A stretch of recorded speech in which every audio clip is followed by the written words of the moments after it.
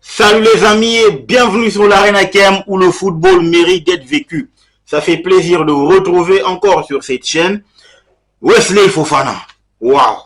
En tout cas, sérieusement, le match de patron qu'il réalise face à Crystal Palace, en tout cas, il a corrigé, n'est-ce pas, son manque de rendement lors du match face à Wolverhampton.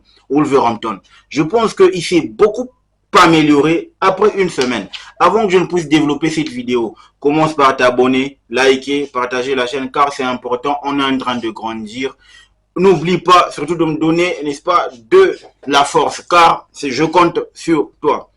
Sérieusement les amis, je pense que là on tient un Fofana qui n'est pas peut-être à 100%, mais qui est en train de revenir par rapport à ses qualités, par rapport à son leadership et à son sang-froid. On a décrié son placement, on a décrié son manque d'engagement et son manque aussi de sa peur d'aller au contact physique face à Manchester City. Parce qu'on avait l'impression qu'il s'était fait bouffer par un certain Erling Braut Haaland. Même si physiquement parlant, on ne peut pas, n'est-ce pas, rivaliser avec Braut Haaland. Mais à partir du moment où on est dans une très bonne condition physique, on peut rivaliser. Seulement que cette fois-là, j'ai compris. Cette fois-là, je ne voulais pas le tailler. Je ne voulais pas en tout cas m'en prendre à lui parce que ce n'était que le premier match de la saison et aussi il était en train de revenir. Le régime n'avait pas encore pris forme. Il était en train de revenir physiquement et tu sais, quand tu as connu une très longue blessure, une grave blessure accompagnée d'une très longue période d'indisponibilité, à partir du moment où tu reviens, il y a forcément, c'est mental, hein, il y a forcément une peur imaginaire, genre tu as une peur imaginaire qui s'accompagne avec. C'est tout à fait normal à partir du moment où tu es dans le monde pro. Tu as cette peur-là de rechuter, ok?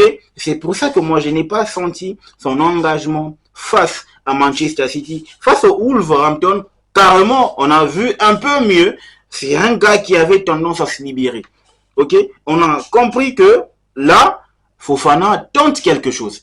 Tente de faire quelque chose. Il est en train de pouvoir chercher à se projeter et aussi à faire en sorte qu'on puisse enfin sentir qu'il est sur le terrain. Parce que lui, généralement, c'est un gars qui aime faire savoir qu'il est là. Je l'ai connu à l'AS Saint-Etienne, c'était un ogre. Je l'ai connu à Leicester City, c'était un ogre sous Brendan Rodgers, évidemment. Mais seulement que je ne veux pas dire que c'était un ogre, mais à son prime, voilà. Il a eu quand même à imposer de son impact, à imposer, n'est-ce pas, de sa carrure, de sa technique, parce qu'il est technique, il est rapide, même s'il n'est pas plus rapide, il n'est pas le plus rapide, mais seulement on va voir dans les stats. Moi, ce que j'ai trouvé en tout cas intéressant son match, son jeu face à Crystal Palace, parce que je l'ai souligné même hier lors du débrief, j'ai dit, on commence à retrouver un Wesley Fofana qui est, en tout cas, en train de maîtriser son sujet. Parce que oui, les clearances ou encore les runs, le rush qu'il faisait sur le terrain pour laisser sa zone à Malo Gusto parce qu'il s'est inversé. Malo Gusto se retrouvait par rapport à la verticalité proposée par Enzo Maresca. Malo Gusto se retrouvait à son poste pour couvrir. Et c'est là que moi je trouvais intéressant. Parce que là, franchement, grâce à un Wesley Fofana qui retrouve ses repères, qui retrouve ses capacités, on aura une très bonne défense. Parce que même là, actuellement, la défense de Chelsea, même si je connais très bien la fanbase de notre équipe, ça ne reconnaît toujours pas que la défense, la ligne défensive est en train de faire des progrès. Ça ne reconnaît toujours pas. Mais je vous choque en disant que cette ligne défensive-là, elle est en train de faire des progrès. Parce que oui, remarquez ce que Wesley Fofana a fait lors du match face à Crystal Palace. Les amis, c'est trop fort. Parce que vous imaginez, il a fait 90 minutes sans pépin physique, 90 touchés de balle, 64 passes complètes ou passes complétées, avec un taux de réussite de 96% de passes. C'est génial, n'est-ce pas? C'est génial, les amis. C'est génial pour un défenseur qui revient d'une très grave blessure. Là où je trouve qu'il est important aussi, il a fait 3 dégagements, 2 interceptions, les amis. Un tacle, 4 duels gagnés sur le pitch. En tout cas, c'est génial. C'est génial. Pour un gars qui revient, il mérite les encouragements. Parce que oui, de prime abord, il est considéré comme le taulier de la défense par Enzo Maresca. Vous savez très bien que Enzo a acheté Tosin Adarabioyo, mais malheureusement, Enzo le voit comme étant le backup de Wesley Fofana. D'où il est très patient avec Wesley Fofana, parce qu'on connaît tous les qualités de Fofana. Fofana, en tout cas, il est épargné par ses blessures, il est épargné par ses peurs, etc. C'est le meilleur défenseur du monde. En tout cas, je pèse bien mes mots, parce que je connais ses qualités. Il n'est pas à présenter. 23 ans, il est déjà fort physiquement. Ça prouve à suffisance que si jamais il reproduisait ces genres de performances, parce que là, il a fini le match face à Crystal Palace avec une note de 7.7. En tout cas, sur 10, c'est immense. Crédit à lui, parce que match après match, il se bonifie. Match après match, il est en train de grandir. C'est là que je trouve intéressant que l'équipe sous Maresca, on voit quand même une forme de progression, en tout cas sur toutes les lignes. Et aujourd'hui, on peut se permettre de dire qu'il y a certains gars qui sont en train de se transcender, qui sont en train de grandir, qui sont en train de revenir et retrouver leur forme physique. À l'instar de Malo Gusto qui est bon, mais malheureusement il s'est blessé. À l'instar de Kukurea qui est encore beaucoup plus épanoui sous Maresca.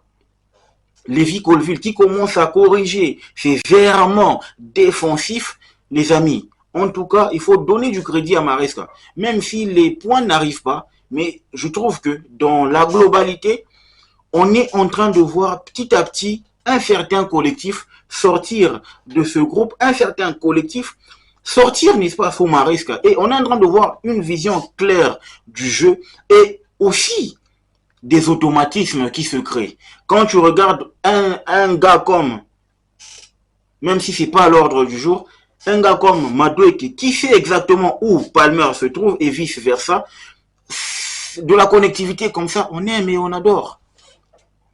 Pour revenir à Wesley Fofana, les amis, il a en tout cas bien joué jusqu'à être convoqué par l'équipe de France. Ça veut dire que Didier Deschamps, en fait, c'est un gars qui est tellement exigeant. Quand il fait appel à Fofana juste au bout de 4 matchs, n'est-ce pas, au bout de 3 matchs officiels de championnat, c'est qu'il sait, et il sait très bien que Fofana, c'est une base. Fofana, en tout cas, c'est au-dessus de Upamecano, même si c'est pas le débat du jour. Et aujourd'hui, mais malheureusement, il va pas honorer sa convocation. Il a eu une conversation avec Didier Deschamps. Oui, j'ai la conversation. Il a eu une conversation avec Didier Deschamps. Ou encore son camp a eu à faire un échange avec le sélectionneur national Didier Deschamps. Il a dit qu'il va finalement rester à la disposition de son club afin de permettre ou encore de profiter de la trêve internationale pour poursuivre un protocole de soins liés aux blessures qu'il avait longtemps éloignées des terrains, n'est-ce pas, la saison dernière. Ça, c'est génial. Même, tu vois, Didier Deschamps veut du bien de ce joueur. Il a compris le souci. C'est un gars qui veut être à 100% pour pouvoir compétir, n'est-ce pas, tout au long de la saison. Et voilà pourquoi on lui laisse cette opportunité-là de faire sa rééducation, de suivre ce protocole-là pour pouvoir se bonifier encore et encore. Vous savez, une semaine de prépa sous un protocole bien prescrit par l'équipe, n'est-ce pas, médicale de Chelsea, c'est bénéfique pour la progression, bénéfique pour aussi l'éclosion du joueur. Moi, j'aime ça. J'aime ça. C'est chapeau, en tout cas de deux côtés, du côté de Wesley Fofana et du côté du sélectionneur de l'équipe de France, monsieur Didier Deschamps. C'est en tout cas louable. Louable. Comme on dit, on ne râche pas. Encore, on ne précipite pas les choses. On laisse en tout cas que le temps fasse ces merveilles, pourvu que tout le monde se retrouve dans des conditions optimales afin d'exploiter au mieux ses qualités et aussi, pourquoi pas, profiter du talent de Wesley Fofana. C'est là que moi je me dis, franchement, pour conclure cette vidéo, les amis, je vous exhorte juste, nous fanbase, soyons pas aussi exigeants. Le Chelsea qu'on a actuellement, c'est un Chelsea qui est dans le projet, qui est dans une phase de construction. C'est pas le Chelsea de 2021 qui a remporté la Champions League. C'est un tout autre Chelsea. Ne blâmez pas le joueur parce que, vous savez, à partir du moment où on a un groupe avec une moyenne d'âge de 24 ans, en tout cas, les erreurs, on les aura. Les bêtises, on les aura. D'où je pense qu'il faut juste être indulgent, nous, en tant que fanbase. Donc les gars, dites-moi ce que vous en pensez en commentaire par rapport aux performances de Wesley Fofana du match face à Manchester City jusqu'au match d'hier. Est-ce que vous trouvez qu'il a progressé ou il est en train de progresser petit à petit? La balle est dans votre camp. N'oubliez pas de vous abonner, de liker, de partager la chaîne. Le football mérite d'être vécu. Ciao.